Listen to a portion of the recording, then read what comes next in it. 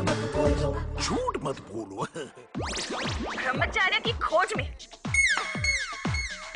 ब्रह्मचार्य का तेज, ब्रह्मचार्य का पालन कैसे करें? यही सड़ियों किताबें पढ़ पढ़ के पंकज जी का दिमाग खराब हो गया है। आज ही मैं इन किताबों को रद्दी में बेच आऊंगी। पंकज, पंकज! ये क्या? अरे यार, मैं इन किताबों को रद्दी में बेचना चाहती हूँ ताकि पंकज जी की अक्ल ठिकाने आए, और तुम एक और किताब लेके आ गए। तो ये किताब रद्दी में देने के लिए तूने बाहर सोफे पे रखी? हाँ? ये किताब आरती के हाथ में आ गई थी। कितने सवाल किए उसने मुझसे, पता है? उसको तो मैंने जवाब दे दिया। अगर अंकल के हाथ में आ जाती तो पिछली बार एक शर्ट की वजह से कितना बवाल हुआ था यहाँ पर। कितना संभालेंगे हम लोग? तुम लोग क्यों नहीं समझते हो? कॉमन सेंस नाम की कोई चीज है तुम में? जब देखो गलतियां करते रहते हो। अब खड़ी होकर मेरा क्या मुंह देख रही है?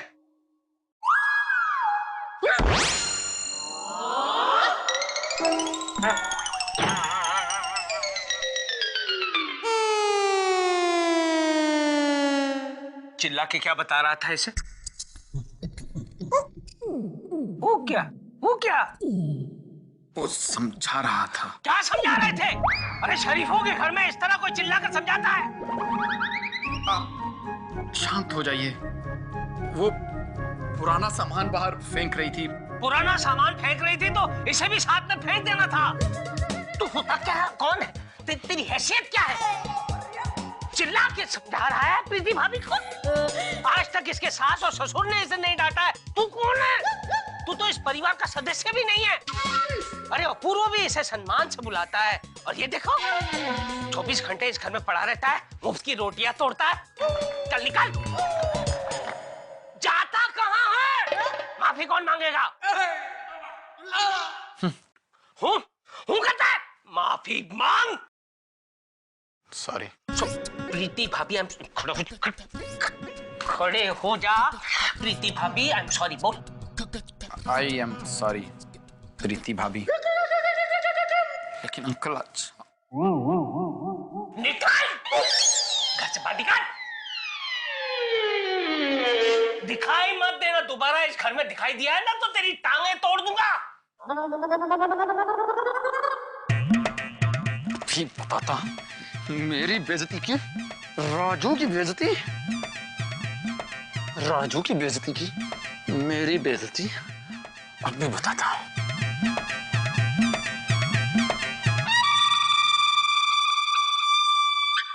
अब ये ईश्वरलाल नाम का शेर ऐसा दहाड़ेगा, ओए समधी समधी, ओए समधी जी,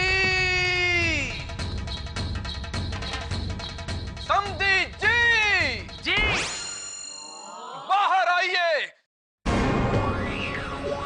क्या हुआ? क्या हुआ समधी जी? क्या हुआ? क्या बात है? आप इतने गुस्से में क्यों हैं? आपने अच्छा नहीं किया समधी जी। उस मासूम भोले राजू का अपमान नहीं करना चाहिए था। वो बेचारा तो कितना हैंडसम है। लेकिन समधी जी वो आपकी बहू को खरी खोटी सुना रहा था, इसलिए मैंने लेकिन प्यार से समझाना चाहिए था। हैंडसम लड़का है, समझ जाता। शांत हो जाइए पिताजी। तुम चुप रहो अपूर्व बेटा। तुम्हारे मित्र का अपमान हमारा अपमान है, और वो हमारा मेहमान है। मेहमान हमारे लिए भगवान के समान है, और भगवान का अपमान ये ईश्वर कदापि बर्दाश्त नहीं करेगा। हाँ,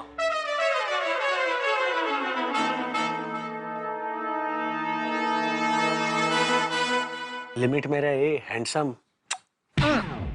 शांत हो जाइए पिताजी। हम शांत हो गए बेटा।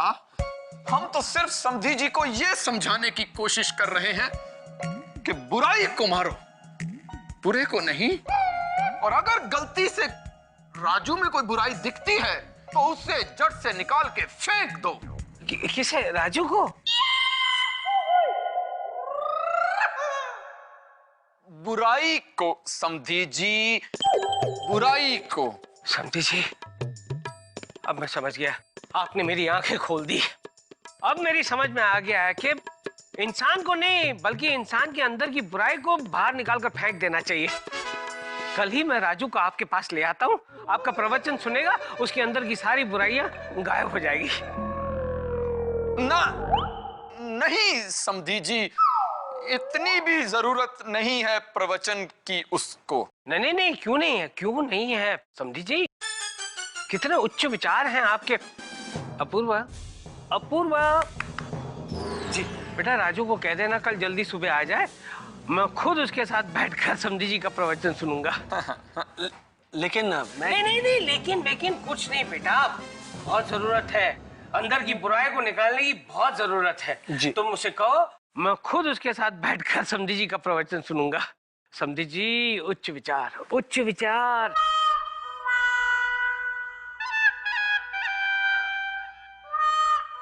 हम भटक गए थे बेटा। अब आप पटकने वाले हो बेटा। नहीं नहीं नहीं।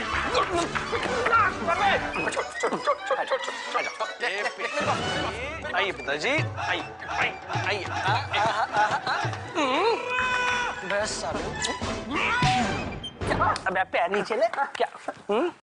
अबे गधे, कहाँ था होशियारी मत मार, खुद भी फंसा, मुझे भी फंसा दिया। कहाँ से लाएंगे ईश्वर और राजू को एक साथ?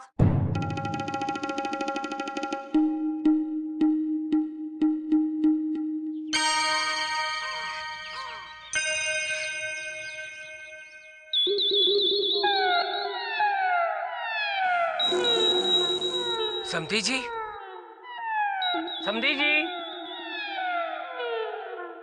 अपूर्व जी अंकल। बेटा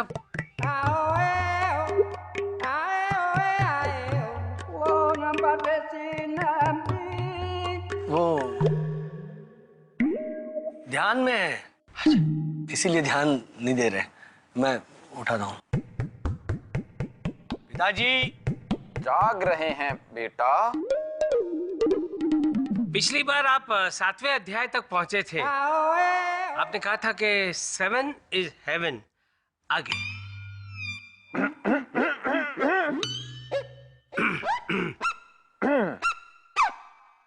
बुजुर्गों ने है फरमाया के मनुष्य की जिंदगी 8 है। 8। और जो नहीं समझा उसकी बाट है। और समझी जी, अंत समय तो सबके लिए खाट है। घाट। वाह पिताजी, वाह वाह वाह। क्या बात है, बात है। हाँ, ये राजू अभी तक आया क्यों नहीं? समझी जी, समझी जी।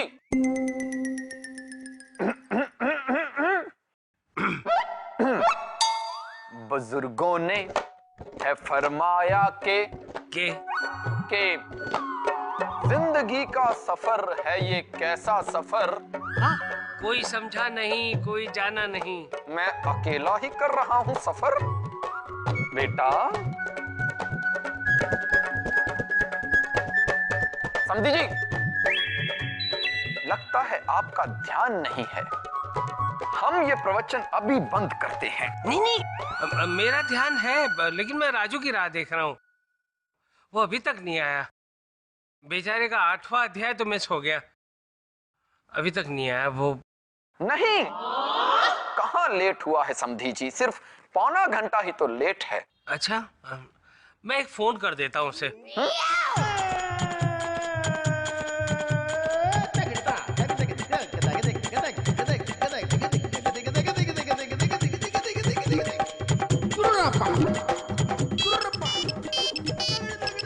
बजी, रिंग बजी।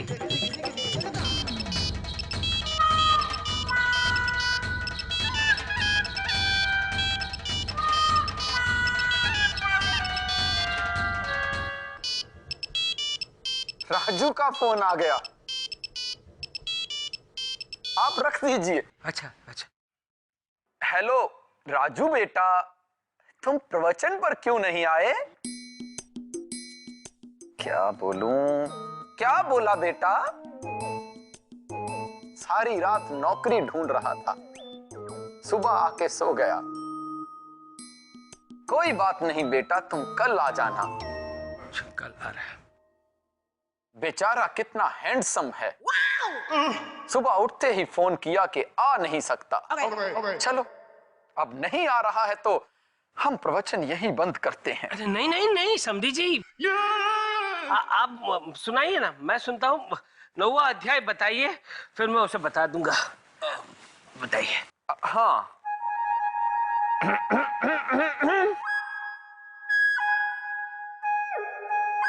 एक मिनट पिताजी, आप प्रवचन के चक्कर में ये भूल गए कि अंकल को मॉर्निंग वॉक के लिए जाना है। अंकल, आपको जाना है ना? नहीं, आज नहीं जाऊंगा मैं मॉर्निंग वॉक के लिए। आज नहीं जाऊंगा, कल चला जाऊंगा। आज तो मैं समधी जी का सिर्फ प्रवचन सुनूंगा।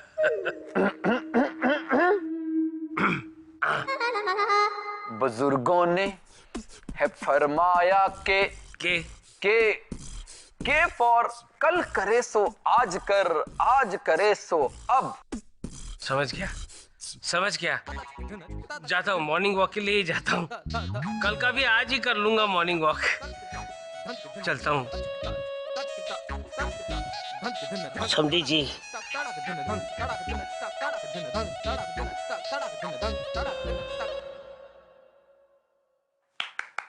क्या हुआ, क्यों बुलाया? ये तो शुक्र करो कि हम तुमको बुलाने के लिए इधर में जिंदा बच गया। तुम तो हमको रात को भेज दिया छाछ में सोने के लिए। जानता है उधर हमारा क्या हाल हुआ? सब मच्छर लोग अपना वाइफ के साथ आके हमको कितना काटा है। हमारा बॉडी में बैठ के वो ऐसा खून चूसा है। डिनर किया है पूरा रात, सुबह में ब्रेकफास्ट भी किया है। तुम जानता है मच्छर के काटने से हमको उतना दर्द नहीं हुआ है जितना दर्द हमको वो कपल देख के हुआ है। मच्छर का भी वाइफ है, किंतु हमारा कोई वाइफ नहीं है। हम क्या करेगा अभी? परेश, डोंट वरी, आज मैं तुम्हें मच्छर भगाने की वो दवाई दूंगा, वो लगा के सोना। हाँ? अच्छा। प्रीति का सगाई और हमको देता है दवाई, ऐसा क्यों करता है हमारे साथ में? अरे परेश, अरे तू मेरा फेवरेट है यार, तू टेंशन क्यों ले रहा है? किसी दिन मैं तेरी भी सगाई करा दूं। ना, किसी दिन नहीं, जल्दी से जल्दी हमारा पार्लवी से सगाई करा दो। और तुम यही हमको क्या बोलता रहता है घड़ी घड़ी, हम तुम्हारा फेवरेट है? ऐसा मत बोलो, हम तो तुम्हारा सौतेला भाई नहीं है, किंतु तुम हमारे साथ सौतेले से भी बुरा व्यवहार करता है। अगर तुम हमारे साथ ऐसा करेगा, हम एक घर छोड़ के चला जाएगा, बाद में बोल देता है देखो। पोटली साहब, इनसे कहिए कि इसके अंदर इनका सामान है, ये उठाएं और यहाँ से चलते बने। हमारा इतना बड़ा अपमान! अब हम एक घर में 1 मिनट भी नहीं रुकेगा। जाओ, मैं देखता हूं कौन रोकता है तुम्हें। चलो जाने दो, जाओ। जाता है किंतु अपूर्व, Check it out. एक चीज तो हमको बताओ कि हम तो इधर से चला जाएगा, तुम अंकल जी को जवाब क्या देगा कि हम किधर गया है? उसकी चिंता तुम मत करो परेश। क्या है कि अंकल जी के इतने बड़े बड़े सवालों के मैंने ऐसे जवाब दिए, ये बहुत ही छोटा और मामूली सा सवाल है, इसका भी जवाब मैं दे दूंगा। चलो चलो चलो, तुमको देर हो रही है, जाओ। ठीक है, जाता है। किंतु अपूर्व, तुम तो समझदार आदमी है, जवाब दे देगा, किंतु ए बेचारी पल्लवी को देखो, ए अबला नारी। ओ अंकल जी जब इनसे सवाल करेगा कि तुम्हारा पति अचानक से ऐसा किधर चला गया, तो ए बेचारी क्या जवाब देगा बोलो? आइए। पलंग साहब, इनसे कहिए हम अपना जवाब खुद ढूंढ लेंगे, ये अपना रास्ता ढूंढ ले। चलो चलो चलो, जाओ। ठीक है, जाता है, हम फिर से जाता है। किंतु हम आप लोग का एक फेवर कर सकता है, जब तक प्रीति और पंकज का शादी नहीं हो जाता तब तक हम एक घर में रुक जाता है। नहीं तो उनको क्या लगेगा कि हमारा शादी और हमारा छोटा भाई शादी में नहीं है। आइए जरा। क्या है कि वो पंकज भैया को हम बोल देगा कि परेश भैया घर छोड़ के चला गया, शादी के दिन आ जाना। हाँ, ये लो, शादी के दिन जरूर आना है, खाना खाना और उसी दिन चले जाना। चलो। जाएगा? हाँ, अभी जाओ जाओ। हाँ ठीक है, चलो जाता है। अपूर्व, किंतु बाहर में तो पुलिस है, हम बाहर जाएगा तो वो हमको भीतर कर देगा और हमारा ये झूठ बाहर आ जाएगा। हम तो दादा घर के अंदर में ही सेफ है बोल देता है, इधर ही रहेगा। अगर आपको इस घर में रहना है ना तो रहिए। इनकी घड़ी सा, इनसे ये पूछिए कि घड़ी घड़ी हमसे शादी की बात क्यों करते हैं। अब अगर इन्होंने एक बार भी हमसे शादी की बात और की ना, तो हम ये घर छोड़कर चले जाएंगे। बूढ़ी बाबा, एक पल भी चला गया। अरे भाई, सुन सुन सुन सुन, मत सुन। दादा क्या बोलता था तू? Very good. कैसे है? खड़े खड़े रहो। एक बार पंकज और प्रीति का सगाई हो गया ना, उसके बाद में पल्लवी और परेश की सगाई। सच्ची बोल रहा है? सच्ची? पक्का? पक्का। पक्का? ज्यादा पक्का मत अभी, चल कपड़ा ज्यादा। समधी जी, ये बात आपने सुबह ही की थी। हाँ, तो अगर सुबह का भूला शाम को घर आ जाए तो समधी जी उसे भूला नहीं कहते। इसका मतलब ये हुआ कि आपने सुबह जो बात की थी वो सही नहीं थी? कदापि नहीं समधी जी, कदापि नहीं। हमारा ये अभिप्राय कदापि नहीं है। समधी जी, इसका अर्थ तो यही होता है और इसका कोई अर्थ होता ही नहीं है। अरे अपूर्व बेटा आ गया। बताओ अपूर्व बेटा। क्या बताना है ये तो पता चले, क्या बात है? अपूर्व, अच्छा हुआ बेटा तुम आ गए। अब समधी जी ने आज सुबह ही कहा था कि कल करे सो आज कर, आज करे सो अब कल मैंने राजू को डांटा था। वो मेरी बहुत बड़ी गलती थी और ये गलती मैं उसके सामने मानना चाहता हूँ, लेकिन कल तक का इंतजार मुझसे नहीं हो रहा है। मैं आज ही उससे मिलना चाहता हूँ। यही बात मैं समधी जी को समझाने की कोशिश कर रहा था। लेकिन अंकल, कल करे सो आज कर वाली बात तो राजू ने सुनी नहीं थी। हाँ, तो वो तो कल ही आएगा ना। हाँ, लेकिन हम उसे फोन तो कर सकते हैं। फोन करके यहाँ बुला तो सकते हैं। हाँ हाँ हाँ, फोन पर वो कल करे सो आज कर वाली बात बता सकते हैं। जी। अरे नहीं। अच्छा ठीक है, फोन नहीं करता। नहीं नहीं नहीं, उसे फोन करो, लेकिन यहाँ बुलाने के लिए फोन करो। ये कल करे सो आज वाली बात उसे अभी मत करो। हाँ जी। पिताजी जाइए अंदर, आराम कीजिए। सुबह से प्रवचन कर रहे, थक गए होंगे। हाँ, हम बहुत थक गए हैं बेटा। समधी जी, प्लीज 2 मिनट की ही तो बात है, रुकिए ना। आपके सामने राजू के साथ बात हो जाएगी। हाँ, बंद आ रहा है मोबाइल उसका। देखा, ये राजू भी है ना, मोबाइल बंद, दिमाग की बत्ती बंद, सब कुछ बंद। समधी जी, बुराई से नफरत करो, बुरे से नहीं। हम पहले भी बता चुके हैं आपको। हाँ हाँ। उसका फोन बंद है, उसका घर तो बंद नहीं होगा। मैं अभी जाता हूँ उसके घर और उसे मिलता हूँ। राजू घर पर तो मिल ही जाएगा।